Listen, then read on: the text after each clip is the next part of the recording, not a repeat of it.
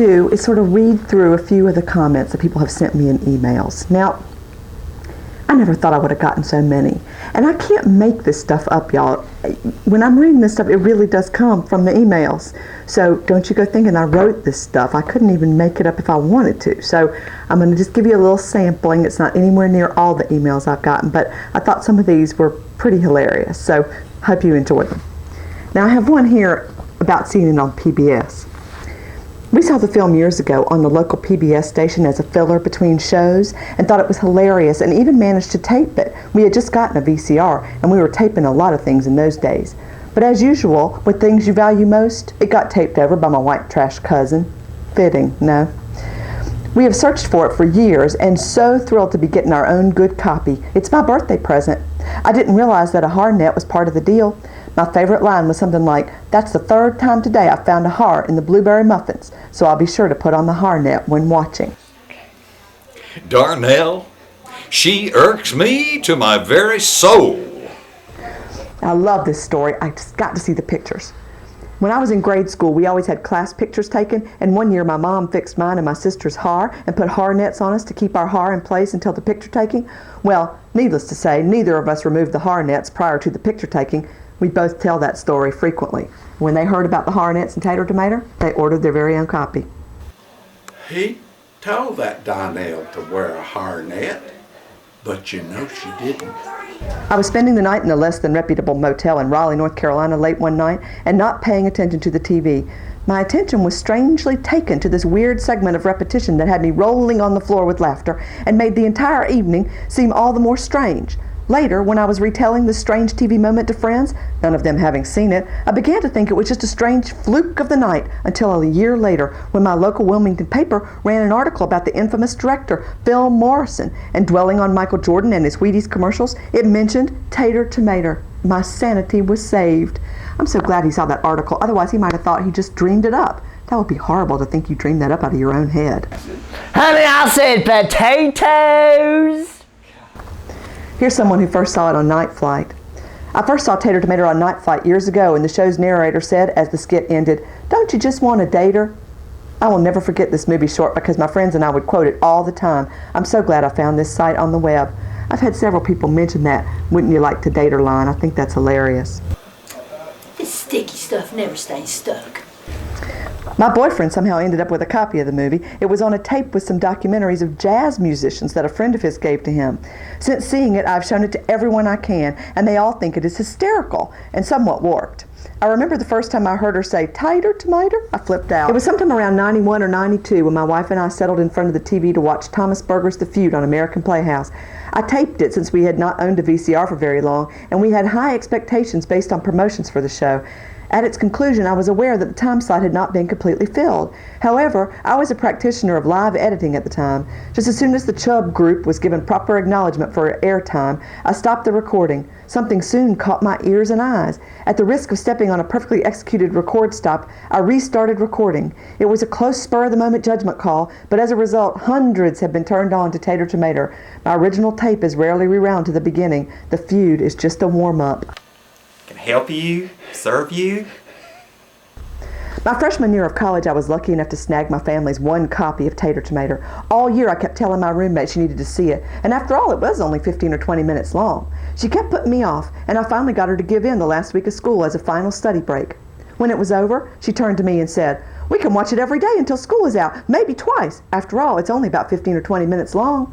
It's been about 2.5 years since then, and she has not stopped begging for a copy, of which we still only have the original. I'm going to visit her in Cleveland this weekend, and she said I shouldn't bother showing up if I didn't bring my copy.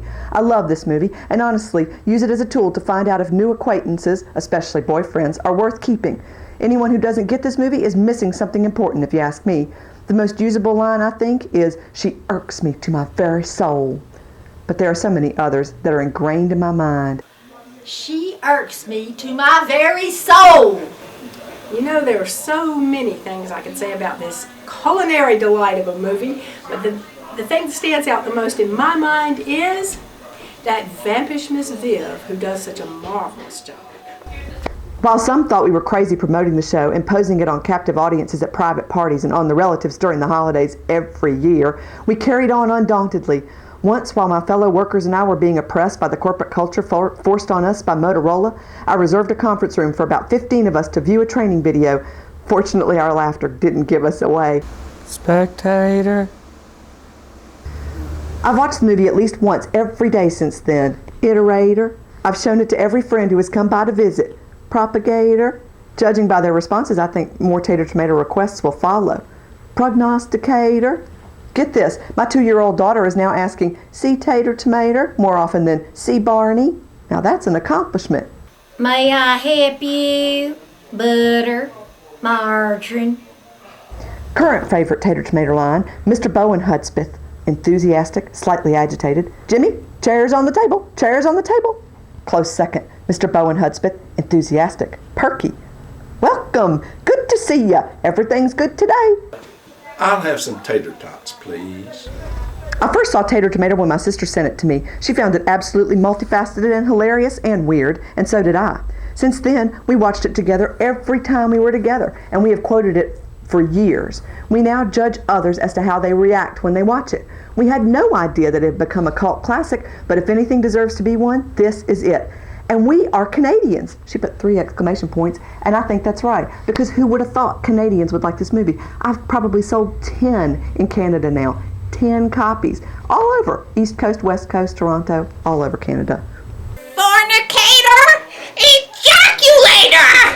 After seeing the Blair Witch Project yesterday, I'm wondering why your movie isn't on the big screen. It sure beats the hell out of anything I've seen in years. Better than the Blair Witch Project. That's pretty good.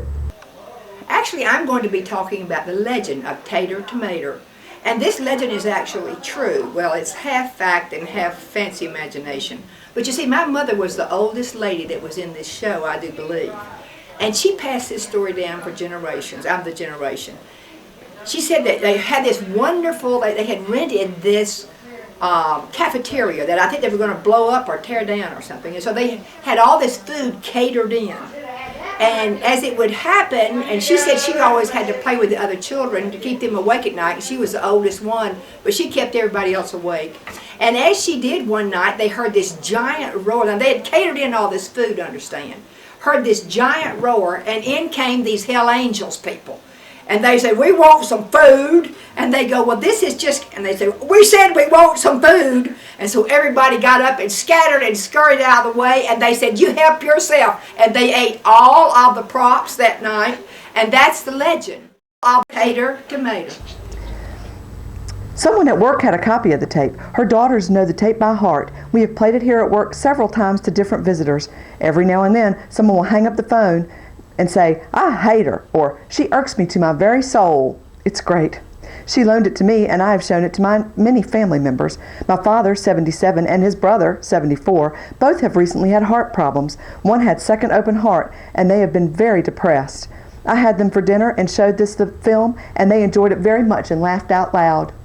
See, I think Tater can bring a lot of joy to people. Now, we have a unique and wonderful fan in Boston, Massachusetts.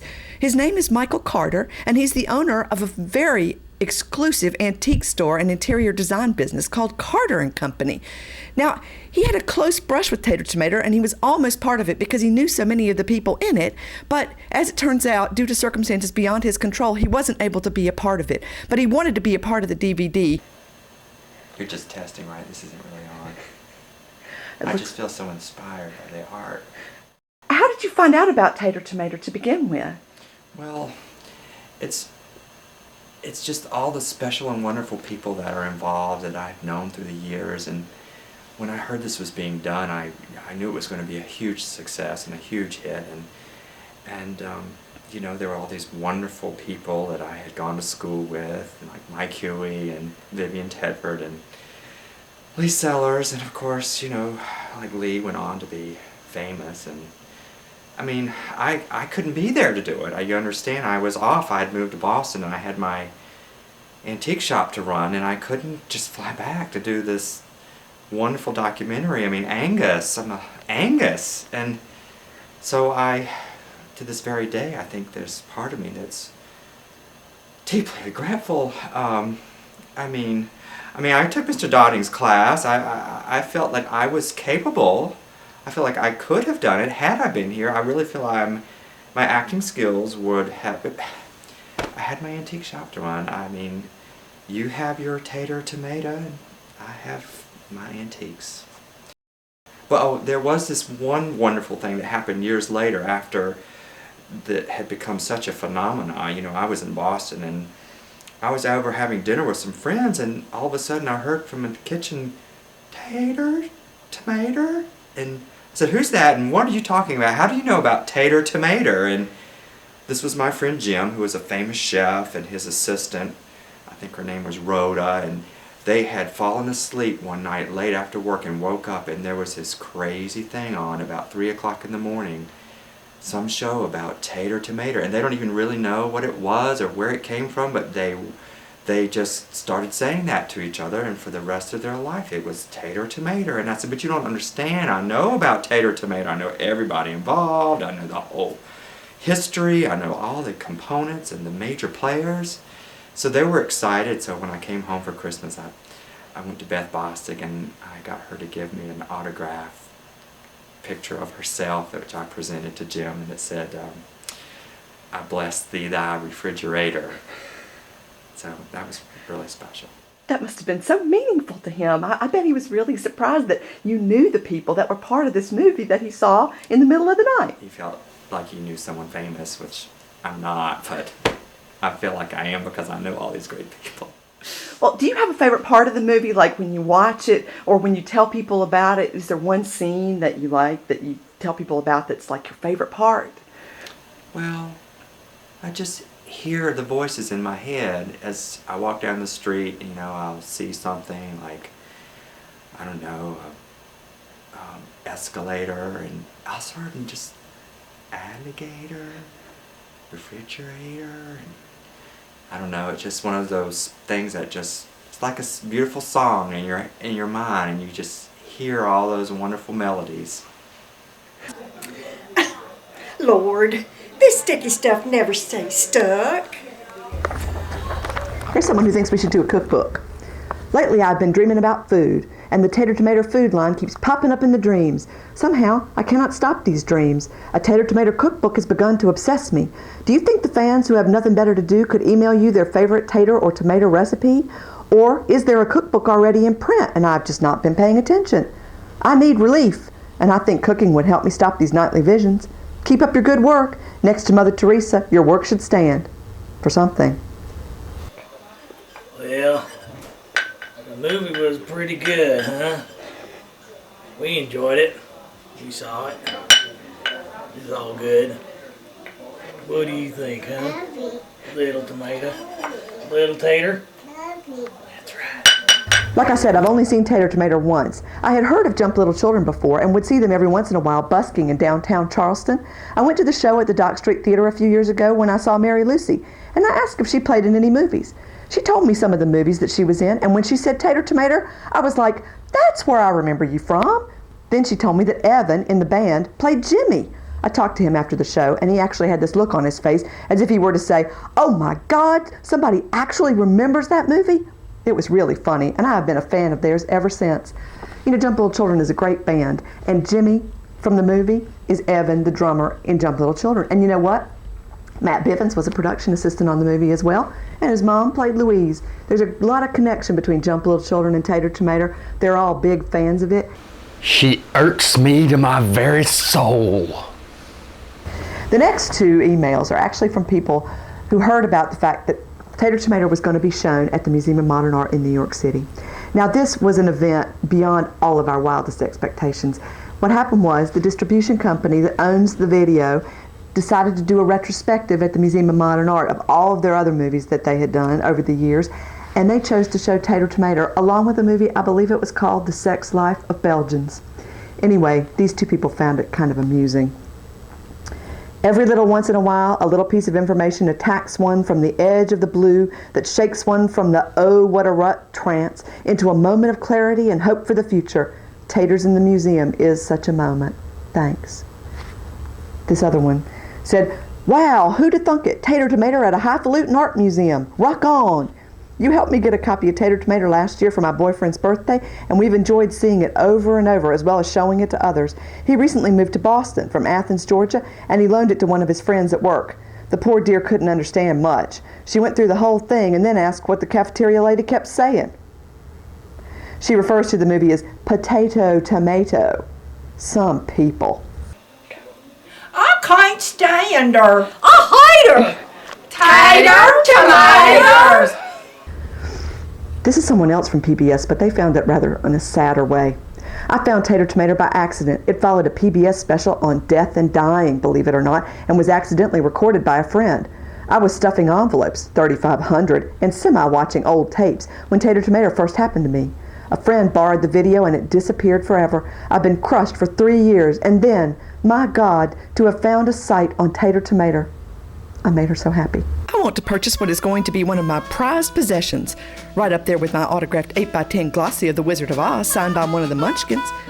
You may autograph my copy of Tater Tomater. It would make it even more special.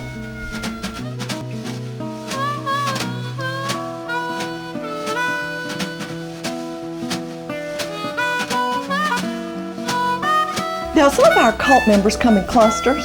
I know that seems weird.